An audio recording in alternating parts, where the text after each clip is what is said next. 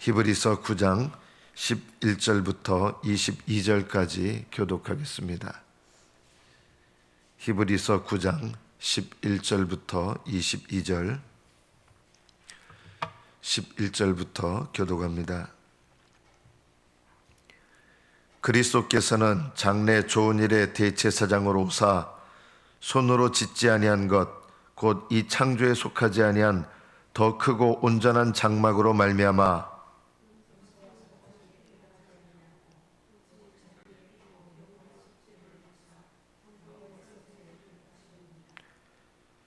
염소와 황소의 피와 및 암송아지의 죄를 부정한 자에게 뿌려 그 육체를 정결하게 하여 거룩하게 하거든.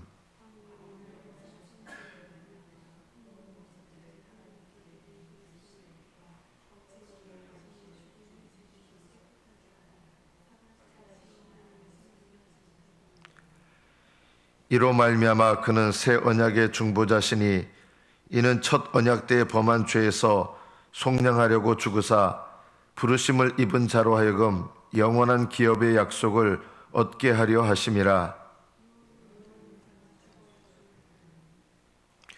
유언은 그 사람이 죽은 후에야 유효한즉 유언한 자가 살아있는 동안에는 효력이 없느니라. 모세가 율법대로 모든 계명을 온 백성에게 말한 후에 송아지와 염소의 피 및 물과 붉은 양털과 우슬초를 취하여 그 두루마리와 온 백성에게 뿌리며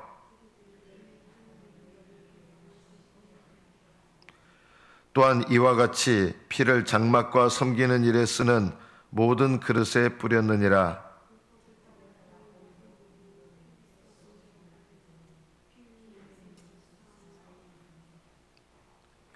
여기까지 받들었겠습니다.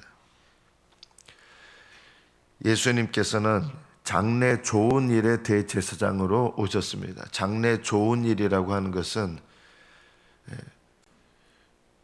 구약시대의 제사와는 차원이 다른 제사를 드리시고 구약의 성막과는 차원이 다른 성막에서 섬기시고 그래서 구약시대 대제사장과는 비교할 수도 없는 탁월한 일을 하신 그런 대제사장으로 이 땅에 오셨다는 것입니다. 예수님은 십자가에서 죽으신 다음에 대제사장이 되신 것이 아닙니다. 장래 좋은 일의 대제사장으로 오셨다는 말은 예수님은 창세 전부터 우리를 위한 대제사장이 되셨습니다. 물론 그 대제사장의 사명을 감당하시려면 십자가에서 죽으시는 일이 있어야 대제사장으로서 온전케 되어지시는 것입니다. 그러나 예수님이 대제사장 되신 것은 창세 전에 이미 되신 것입니다.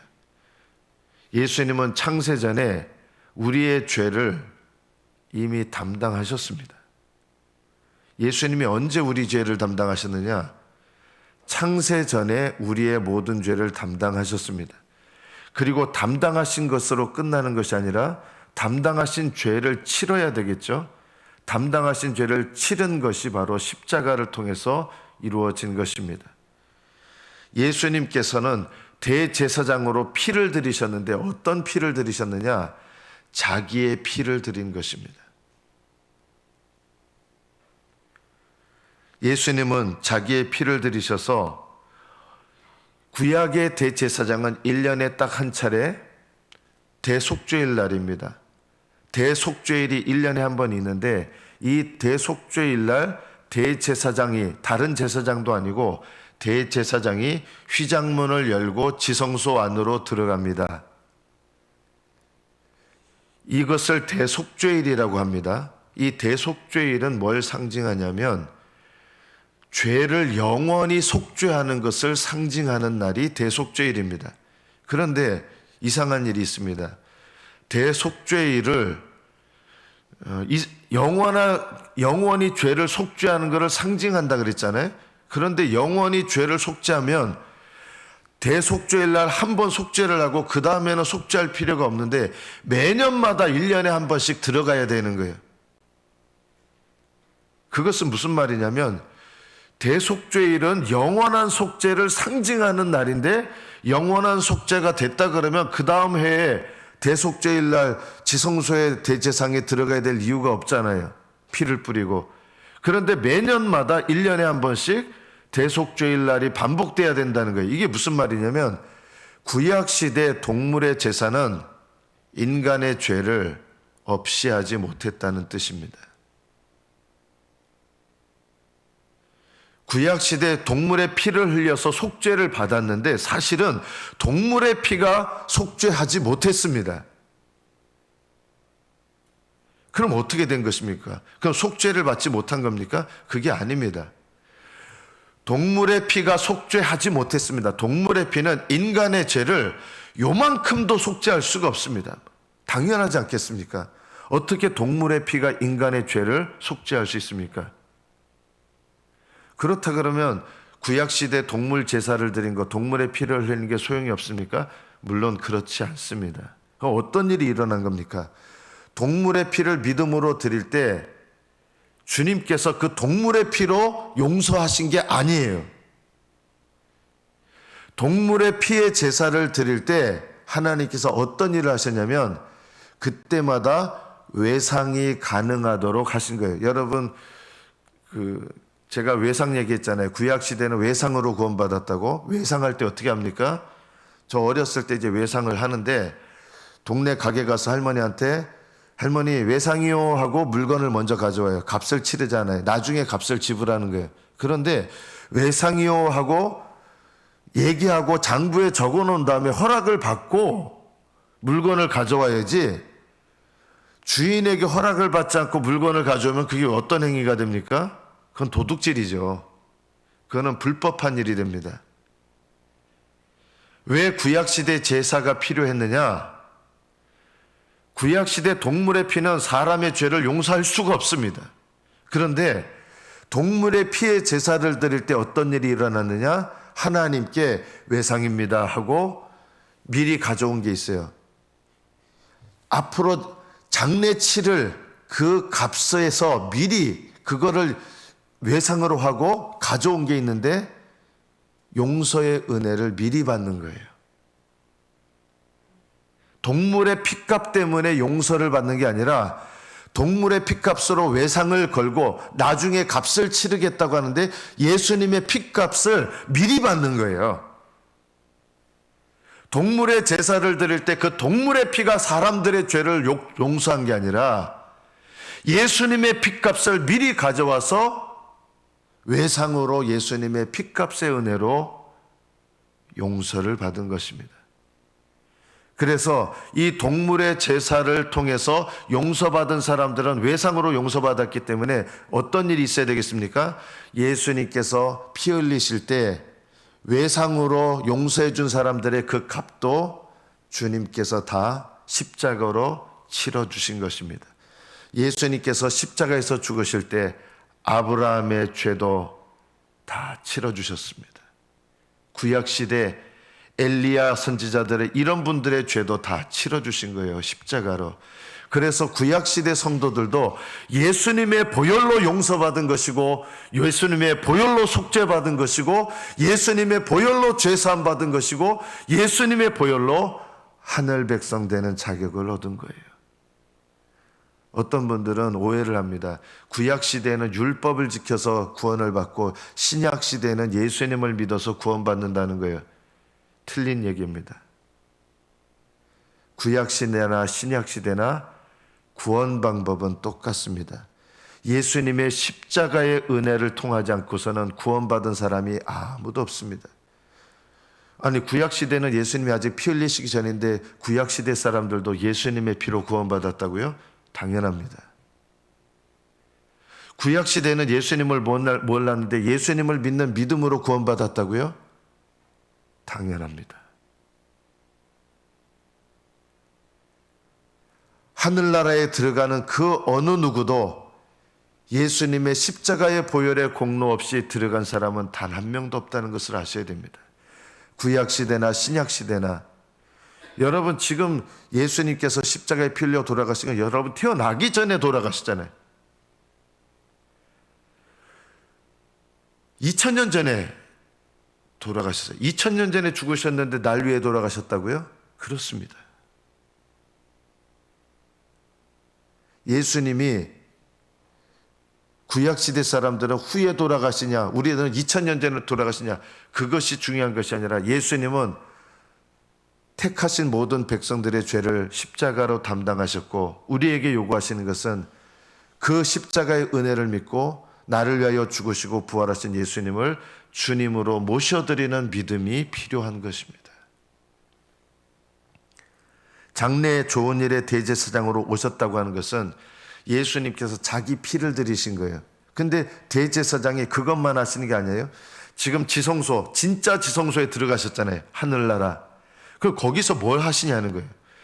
예수님은 대제사장, 이미 예전부터, 창세전부터 대제사장이었고, 대제사장으로 자기 피를 들이셨고, 자기 피를 들이셔서 대제사장으로 진짜 지성소, 하늘에 들어가셨습니다.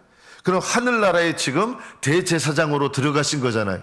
그럼 대제사장으로 들어가셔서 뭘 하시는 거냐는 거예요. 지금 하늘 보좌 우편에서 대제사장으로 계시는데 거기서 뭘 하시느냐? 예수님께서 대제사장으로 하시는 것은 여러분의 죄값을 치러주시는 일만이 대제사장의 일이 아닙니다. 그것도 중요한 일이에요. 우리는 모든 죄값을 십자가로 예수님 다 치러주셨기 때문에 죄값을 위해서 치러주실 일은 없습니다. 그러나 그것만이 우리에게 필요한 일이 아닙니다. 우리는 죄값을 치러주셔서 더 이상 하나님의 심판대에서 정죄받을 일이 없습니다. 그러나 그것만이 대제사장의 일이 아닌 거예요. 뭐가 또 필요합니까? 더 중요한 일이 있습니다.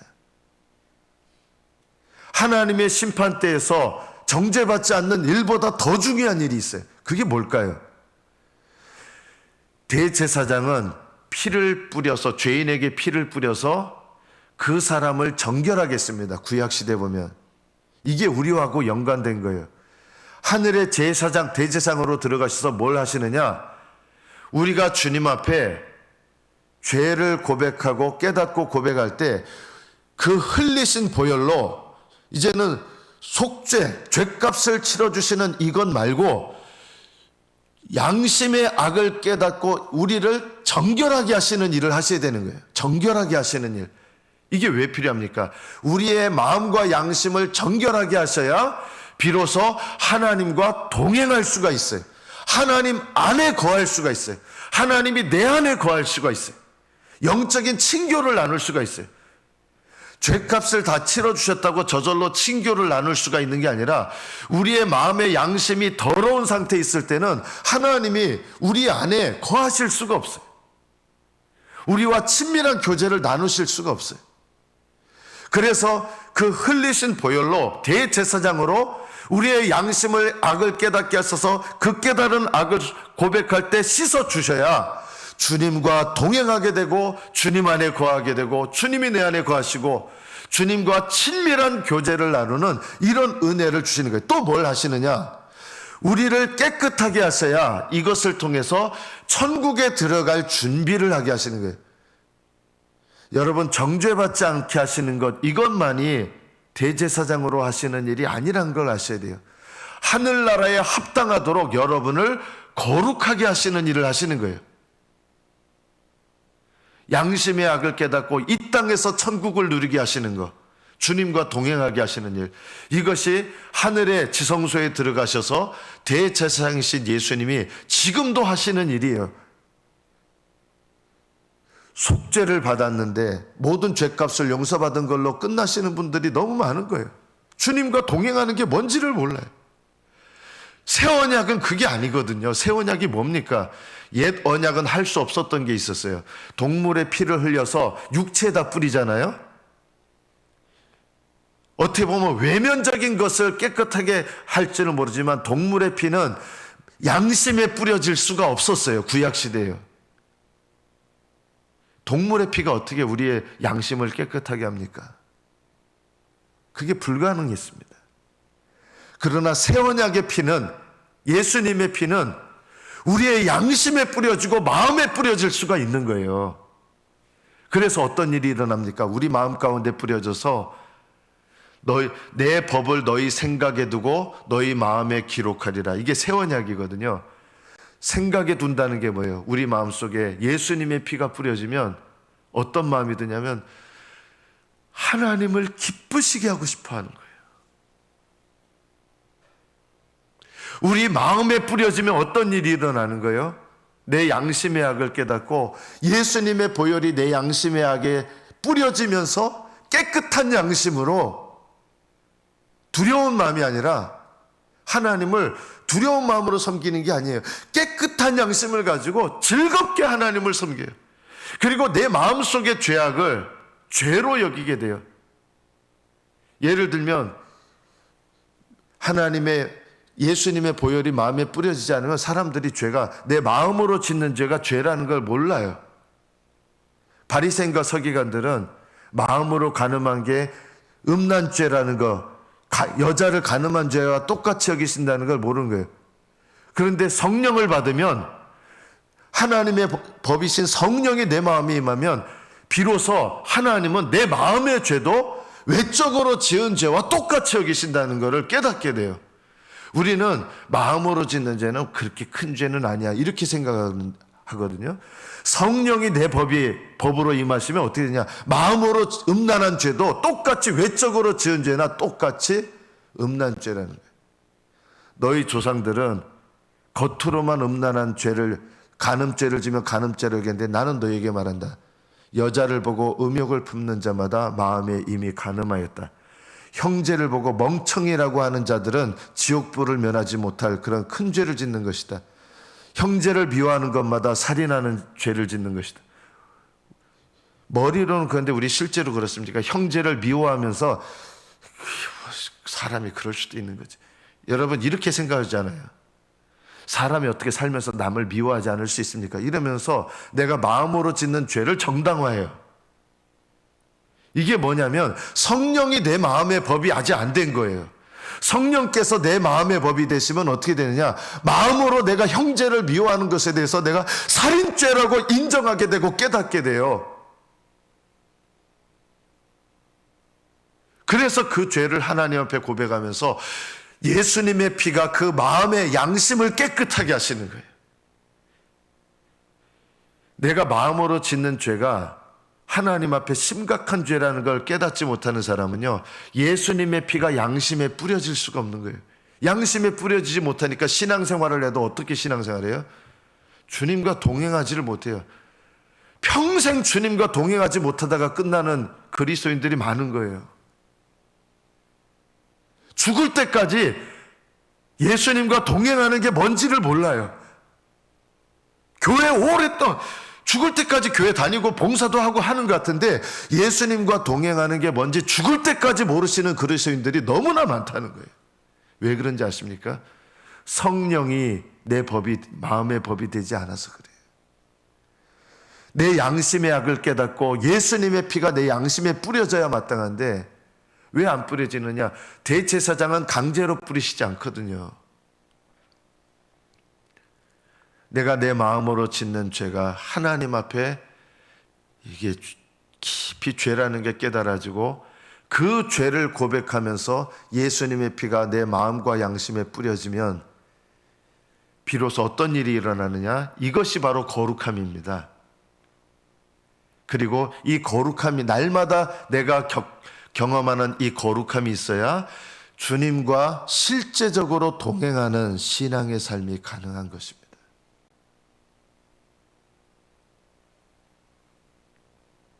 언약의 피는 새 언약의 피는 구약의 피와 근본적으로 다른 게 구약의 동물의 피는 인간의 양심을 정결하게 할 수가 없습니다.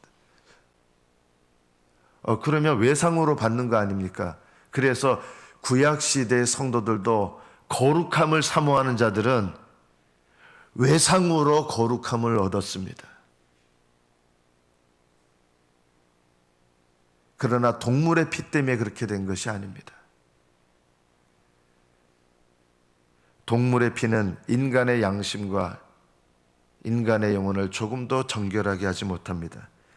새 언약의 피는 15절에 보면 이로 말미암아 그는 새 언약의 중보자시니 첫 언약 때 범한 죄에서 속량하려고 주구사. 첫 언약, 옛 언약 때 범한 죄들을 외상으로 받았잖아요. 그래서 구약시대 성도들의 죄도 주님께서 다 감당하셨어요. 장차 예수님을 믿게 될 자들의 죄도 다 감당하셨어요. 그래서 영원한 기업의 약속을 얻게 하려 하십니다. 천국을 얻게 하시는 게 목적인데 자격만 얻어서는 안 돼요. 여러분, 예수님을 영접할 때 모든 죄를 용서받아서 자격을 받은 거예요. 천국 백성의 자격. 그런데 그게 끝이 아니에요. 천국 백성에 합당하도록 여러분을 변화시키는 것이 있는데 그것이 바로 하늘나라 지성소에 들어가셔서 우리의 마음과 양심을 예수님의 보혈로 깨끗하게 하시는 거, 날마다. 이것이 바로 천국에 합당한 자가 되게 하시는 거예요. 자격을 얻는 일이 있고 합당한 자가 되게 하시는 게 있어요. 이 두 가지가 함께 있어야 온전한 구원입니다. 여러분은 예수님을 영접할 때 천국 백성의 자격을 얻는 거예요. 그런데 그 자격만 가져서는 안 되고 천국 백성의 자격에 합당한 거룩함을 또 소유해야 돼요. 이거를 소유 못하면 어떻게 됩니까? 여러분, 하늘나라에 들어갈 자격 얻는다고 이걸로 끝나는 게 아니에요. 마귀도 하늘나라 들어갑니다. 그런데 마귀는 하늘나라 들락날락 하는데 자격은 있으니까 들어가는 거 아니에요. 그런데 하늘나라에 합당하지 않아요. 마귀는 하늘나라에 들어가면 불편해요. 참소하러 잠깐 갔다가 또 나와요. 마귀는 하나님 앞에 참소하러 가요. 근데 거기 못 있어요. 왜냐하면 천국이요, 마귀한테 제일 불편해요. 거기 자기 집이 아니에요. 참소하러 간 것 뿐이지. 자기 집이 아니에요. 하늘나라가 편한 집이 돼야 여러분이 하늘나라 가면 복되지 않겠습니까? 하늘나라가 불편한 사람이 어떻게 하늘나라에 가서 기쁠 수가 있겠어요? 자격만 가는 게 아니라 자격을 얻게 하신다면은 우리의 생애 내내 예수님의 핏뿌림을 마음과 양심에 얻게 하셔서 깨끗하게 하시고 거룩하게 하시고, 그래서 하나님이 우리와 함께 거하시고 하나님과 함께하는 즐거움을 알게 하시고 하나님과 동행하는 즐거움을 알게 하시고, 이것을 통해서 하늘나라에 합당하도록 이 땅에서 준비시키는 것입니다. 이것이 거룩함에 이르는 것입니다. 새 언약은 우리의 죄를 속죄하는 것으로 끝나는 것이 아니라 그건 시작이고, 새 언약은 우리를 정결하게 하시고 거룩하게 하시는 거예요. 정결은 죄를 씻는 것이고 거룩은 죄를 씻은 다음에 하나님이 거하시는 게 거룩이에요. 이해가 되십니까? 여러분은 속죄받은 건데 속죄받은 거하고 정결은 달라요. 속죄는 예수님께서 이미 여러분 십자가에서 감당하심으로 하나님의 심판대에서 나타날 모든 죄값을 다 치러주셔서 심판받지 않는 거예요. 정죄받지 않는 거예요. 이게 정결함이 아니에요. 이거는 정죄받지 않는 것이고, 정결함은 뭐냐면 내 마음과 양심의 악을 깨닫고 주님께 고백할 때 예수님의 피로 씻어주시는 거예요. 이게 있어야 동행할 수 있고, 이것이 있어야 성령님께서 임하시고 거하시는 거예요. 성령님은 나와 함께 계시지만 거하시는 역사가 일어나는 거예요. 내가 정결케 돼야 성령님이 거하세요. 내가 정결케 돼야 주님께서 내 안에 거하세요. 내가 정결케 돼야 주님께서 내게 충만히 임하실 수가 있어요. 이게 거룩함이에요. 우리는 날마다 거룩함에 나가도록, 더 온전한 거룩함에 나가도록 날마다 정결함을 받기 위해서 애쓰셔야 되고, 정결함이 있어야 거룩함이 일어나요. 정결함은 이 컵으로 말하면 이 컵을 깨끗하게 씻는 게 정결함이고, 거룩함은 이 컵에 물을 붓는 것이 거룩함입니다. 여러분은 컵이 된 거예요. 구별된 컵이 된 거예요. 예수님을 믿을 때 모든 죄사함을 받아서 구별된 컵이 된 거예요. 그런데 컵이 더러워지면 거기다 물을 불 수가 없어요. 그래서 깨끗하게 해야 되고, 깨끗하게 한 다음에 물을 담는 거예요. 그렇죠?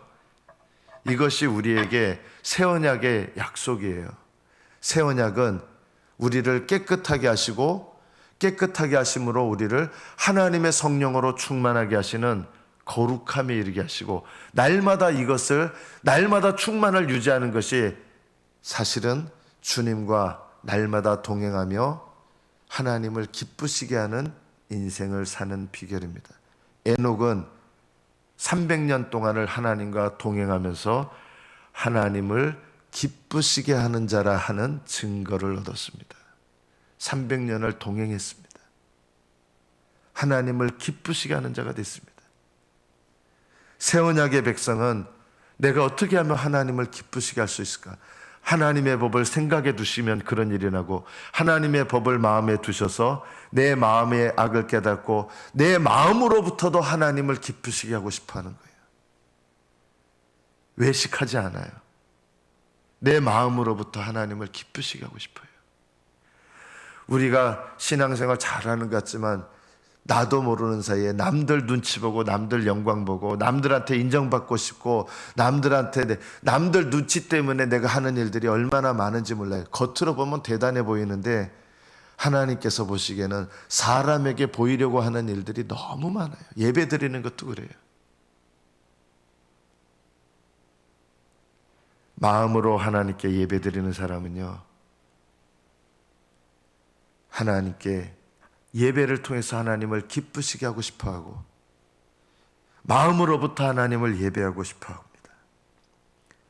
새 언약의 피는 정결하게 하셔서 거룩하게 하시는 일을 합니다. 예수님의 보혈이 언약의 피기 때문에 예수님의 보혈은 우리의 마음과 양심을 깨끗하게 하십니다. 그래서 속죄제를 뿌린 다음에 속죄제를 드린 다음에 그걸로 끝나는 게 아니라 그걸로 해서 이렇게 뿌렸잖아요. 정결하게 하는 걸 상징하는 거거든요. 그거는 상징이지 진짜는 아니에요. 하늘에 계신 대제사장이신 예수님은 왜 지성소에, 하늘의 지성소에 들어가셨느냐? 영원한 대제사장이 되셔서 날마다 우리의 마음과 양심에 예수님의 보혈로 피 뿌리셔서 정결하게 하시고, 그리고 우리를 거룩하게 하시는 일을 지금도 하기 원하시고 하고 계십니다. 이 일에 참여하고 이 일의 은혜를 받는 것이 새 언약입니다. 여러분은 새 언약의 백성입니다. 죄 사함 받은 것으로 만족하지 마십시오. 그것은 시작일 뿐이고 날마다 정결함과 거룩함에 이르는 것, 그래서 주님과 동행하고 하나님을 기쁜 마음으로 섬기면서 주님이 내 안에, 내가 주님 안에 거하는 이 연합된 믿음의 삶을 사는 것, 신령한 삶을 사는 것, 이것이 바로 새 언약의 백성의 삶입니다. 그리고 이것이 하나님께서 하늘 보좌 우편에서 지금도 우리를 위하여 대제사장으로 섬기셔서 우리에게 이루어 가시는 아름답고 놀라운 일입니다. 이 놀라운 은혜의 일들을 날마다 경험하시면서 새 언약의 백성에게 약속하신 이 풍성한 하나님의 은혜를 날마다 풍성하게 누리시면서 사모하시면서 더 하나님 앞에 정결함과 거룩함으로 나아가시는 저와 여러분 되시기를 축복합니다. 기도하겠습니다.